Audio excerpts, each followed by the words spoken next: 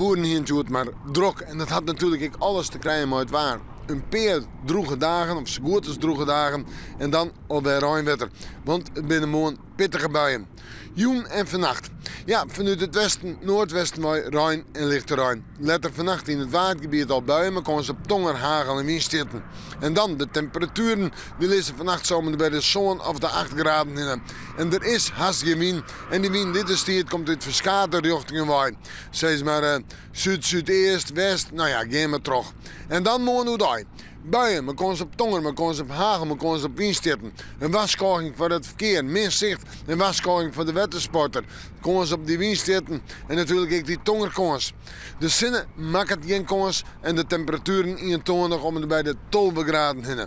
Een noordwestenwind en die steekt letter de kop op, matig en vrij krachtig. Maar die wordt in de joentijd in de nacht krachtig en misschien wel op tijd nut. Dus nog een keer een waskoging voor de watersport. Dan zetten we terug naar de orendagen. Ja, waar is je? Nou ja, nog een buiken of een paar buien of buikjes.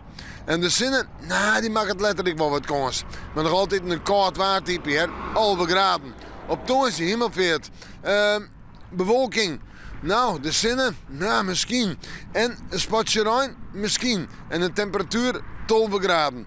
13 graden op vrijdag en de maatje weer erop staat maar droeg waar, denk ik. Maar de zinnen erbij. In het weekend ligt het beter. Gaan we op naar de 18 of 19 graden. We met de mond maar weer even in het waarsje.